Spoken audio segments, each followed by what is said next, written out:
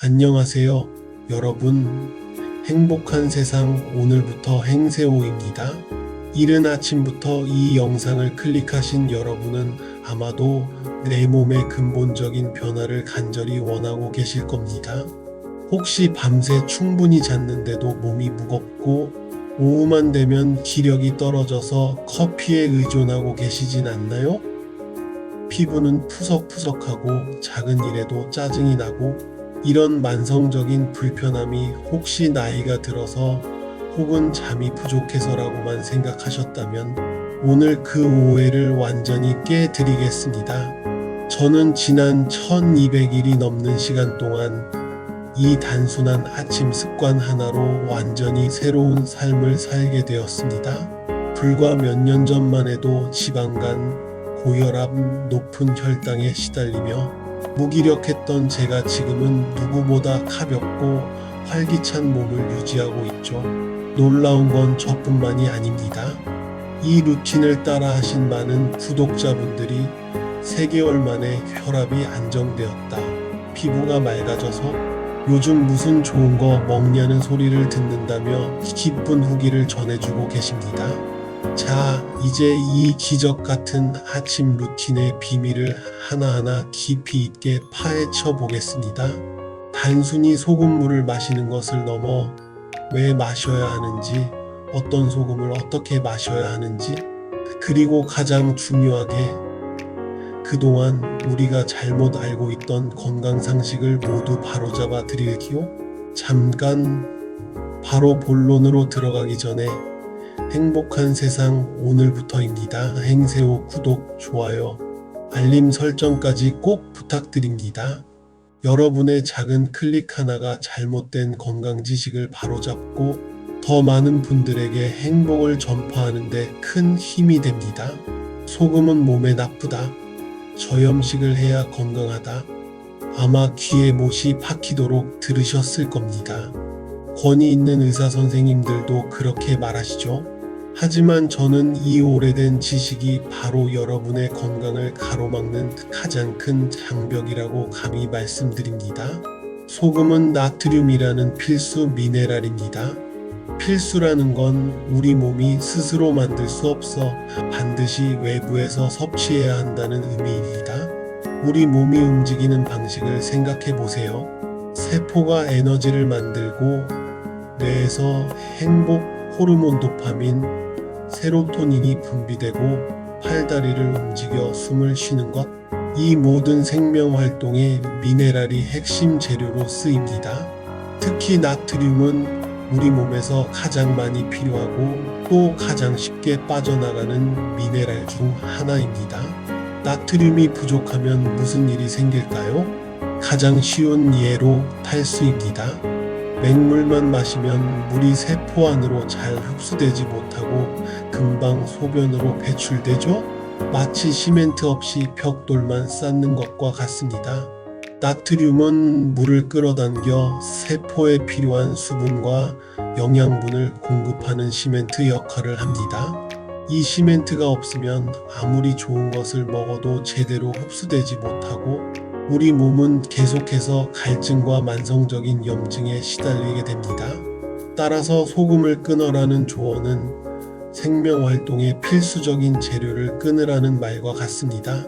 우리가 정말 두려워해야 할 것은 소금이 아니라 우리 몸의 염증을 일으키고 미네랄을 고갈시키는 과도한 당분, 정제, 탄수화물, 그리고 질 나쁜 지방과 단백질입니다. 그럼 왜 하필 아침에 소금물을 마셔야 할까요? 이유는 우리 몸의 청소 시간을 극대화하기 위해서입니다. 밤 시간은 우리 몸이 낮 동안 쌓인 단백질 찌꺼기, 죽은 세포, 각종 노폐물 등을 제거하는 정화 시간입니다. 아침에 일어나서 양치질을 하는 것처럼 우리 몸 안의 위장과 대장도 청소가 필요합니다. 이때 음식물 대신 따뜻한 물과 필수 미네랄 소금을 넣어주면 어떤 일이 벌어질까요? 위장에 충격 없이 부드러운 시작, 따뜻한 물은 차가운 물과 달리 위장에 부담을 주지 않고 부드럽게 위장 활동을 시작하게 합니다. 소금은 물에 빠르게 녹아 흡수 준비를 마칩니다. 몸에 음식물이 들어오지 않아 소화 에너지를 쓸 필요가 없으므로 우리 몸은 남아있는 미네랄을 이용해 노폐물을 문 밖으로 밀어내는 배출 작용에 집중합니다. 소금물이 일종의 미네랄 보충제 겸 윤활유 역할을 하는 셈입니다. 짠 음식에 대한 갈망 차단. 아침에 나트륨이 충분히 채워지면 우리 뇌와 호르몬은 더 이상 나트륨을 채우기 위해 짜고 단 음식을 갈망하지 않게 됩니다. 이것이 바로 아침 소금물이 하루 식단 조절을 돕는 가장 강력한 무기입니다. 이제 가장 중요한 골든 레시피를 알려드릴게요. 사람마다 몸 상태와 짠맛에 대한 선호도가 다르기 때문에 제가 드리는 건 최소 권장 가이드라인입니다.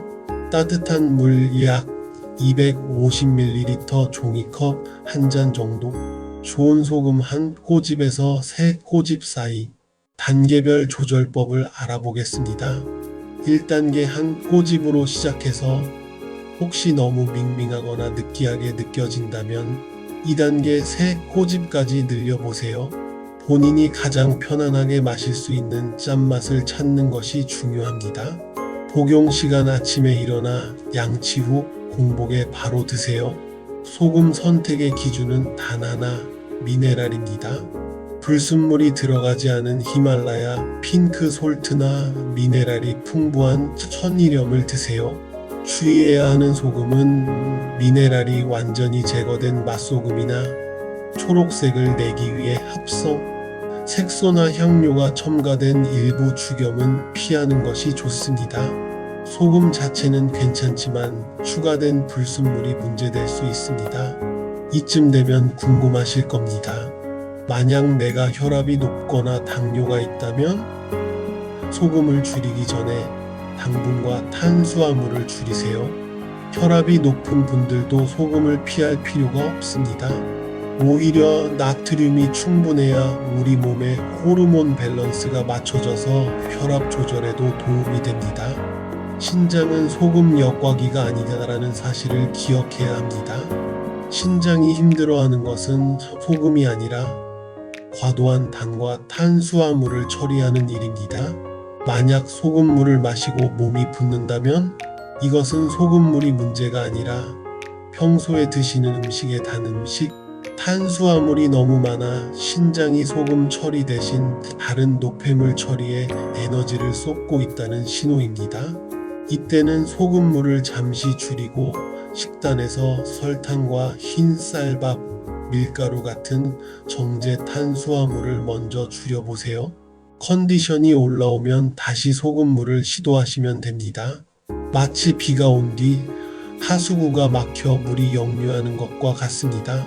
이때 물을 줄이는 것보다 하수구를 막고 있는 쓰레기 당분과 탄수화물을 치우는 것이 근본적인 해결책입니다. 추가 꿀팁은 영양제와의 궁합입니다. 아침에 유산균이나 영양제를 드신다면 소금물과 함께 드셔도 괜찮습니다. 다만 지용성 비타민 D, 커큐민 등은 지방과 함께 먹어야 흡수율이 높아지므로 올리브 오일 같은 좋은 지방을 먼저 드시고 30분 뒤에 소금차를 마시는 순서만 기억해 주세요. 자, 여러분.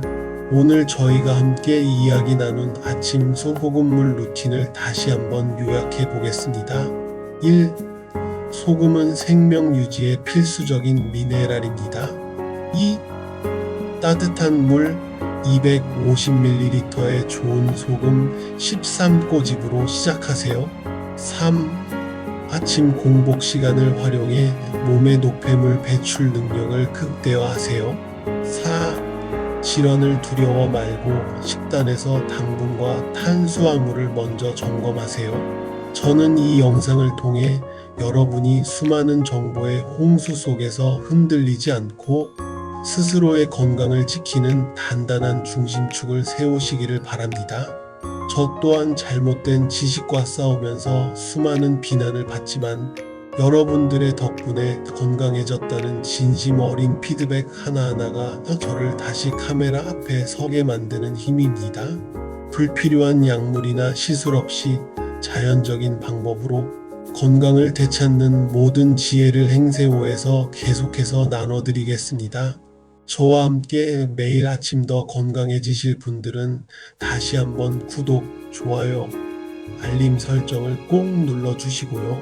여러분의 건강한 웃음과 행복한 삶이 우리 모두의 행복입니다.